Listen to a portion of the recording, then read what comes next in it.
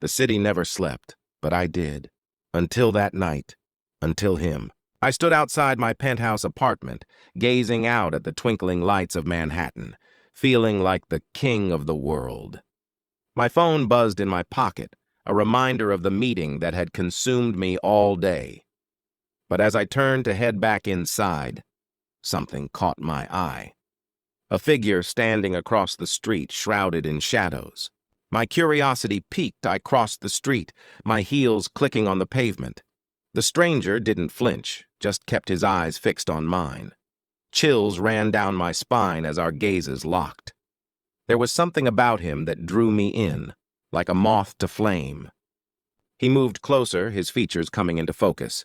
Dark hair, piercing green eyes, and a mouth that seemed to be perpetually curved into a sly smile.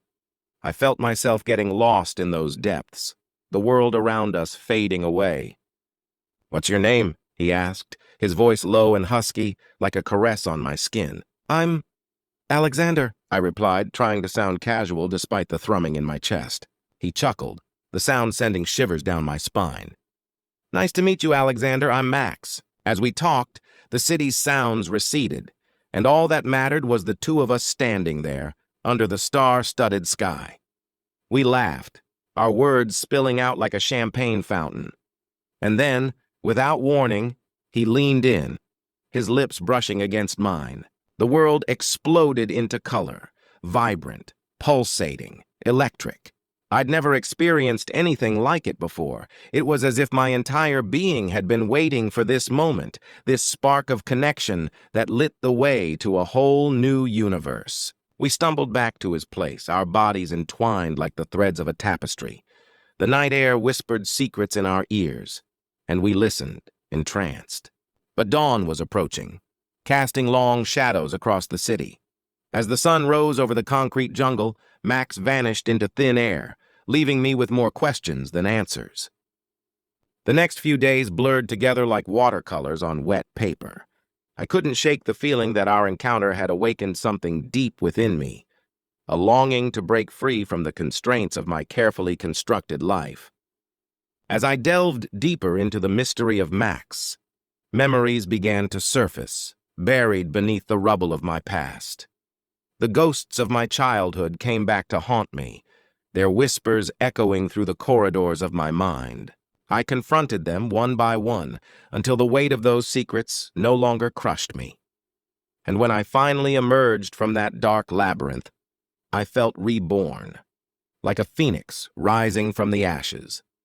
That's when I knew what I had to do, take a leap of faith into the unknown, just as Max had done on that fateful night. I tracked him down to a small jazz club in Greenwich Village. The sounds of saxophones and trumpets filled the air, mingling with the scent of cigarette smoke and cheap perfume. Max sat at the bar, his eyes locked onto mine across the room. We laughed, we argued, we made up for lost time, and then we vanished into the night once more, our bodies entwined in a dance that only we understood. From that moment on, we were two souls adrift in the vast expanse of love, chasing the stars and making our own way through the darkness. As the weeks went by, Max and I found ourselves lost in each other's eyes more often than not. Our encounters became more frequent, our passion burning brighter with each passing night. But amidst the chaos of our whirlwind romance, I couldn't shake off the feeling that there was more to Max than met the eye. His past seemed shrouded in mystery, and I found myself wondering what secrets he might be hiding beneath his enigmatic smile. One evening, as we strolled along the Hudson River, I decided to confront my doubts head-on. "Max, can I ask you something?" I said, my voice low and husky with a hint of nervousness. He turned to me, his eyes sparkling with mischief. "What is it, Alexander? What do you want from me?" I asked bluntly. "Is this just a fling for you, or is there something more?" Max's expression softened, and he took my hand in his. "I want everything from you, Alex. Every moment, every kiss, every whispered secret. I've never felt this way about anyone before. You're the first person who's seen me, really seen me, since a long time ago." His words sent shivers down my spine, and I felt myself getting sucked into his vortex of emotions. But what about your past? I pressed on. What secrets are you hiding? Max's smile faltered, and for a moment I thought I saw a glimmer of vulnerability in those piercing green eyes. I've done things, Alex, he said, his voice low and gravelly. Things that would make your blood run cold. But they're all part of who I am now. And I want you to know that none of it matters, because when I'm with you, it's like nothing else exists. My heart skipped a beat as I gazed into those eyes, searching for any sign of deception. But what I saw was genuine, unadulterated emotion, a deep-seated desire to be free from the shackles of his past and start anew. In that moment, I knew I had to trust him, to take a leap of faith and see where our love would lead us. And so, with my heart pounding in my chest, I leaned in and kissed him, sealing our fate as two souls bound together by the threads of passion and redemption. As the sun rose over the Hudson River, we disappeared into the dawn, our bodies entwined like the tendrils of a vine, our hearts beating as one. And though the path ahead was shrouded in uncertainty, I knew that with Max by my side, I could face anything, even the darkest secrets of his past. For in each other's arms, we had found a love that would light the way through any darkness, no matter how treacherous the journey might seem. As the days turned into weeks, Max and I became inseparable. We explored the city together, our laughter echoing off the skyscrapers as we chased the sunset. Our nights were filled with whispered secrets, tender touches, and passionate kisses that left us breathless. But just when I thought I'd finally found my happy ending, a strange feeling crept over me, like a whisper in my ear, warning me of an impending storm. I couldn't quite put my finger on it, but something felt off.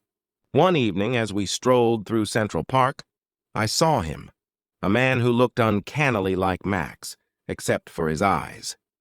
They were different, darker, with a glint that sent shivers down my spine. "Who is that?" I asked Max, trying to keep my voice steady. He followed my gaze and smiled wryly. "That's just Jack, an old friend from my past." I felt the world tilt on its axis as the truth began to dawn on me. The secrets he'd been hiding, the mysterious encounters, it all fit into place like a puzzle. "You're him," I said, my voice barely above a whisper. "You're the one who's been watching me, following me." Max's expression turned cold, his eyes glinting with a warning that sent chills down my spine. "Alexander," he whispered, his voice low and menacing. "I've been waiting for you for so long, and now that I have you, nothing will ever be the same again." As the moon rose high in the sky, Max's form began to shift, his eyes burning with an otherworldly intensity. The world around us melted away, leaving only the two of us, suspended in a sea of darkness. And then, just as suddenly as it had begun, everything stopped. The transformation was complete, and I found myself gazing into the eyes of myself. The truth hit me like a ton of bricks. Max wasn't who he claimed to be. He was my doppelganger, sent to lure me back into the world of the living. And all our encounters, every kiss, every whispered secret, it was just a ploy to bring me back to him. As I stared at my own face, frozen in shock and horror, I realized that love can be a many-splendored thing, but sometimes it's also a trap, designed to ensnare you forever. The end.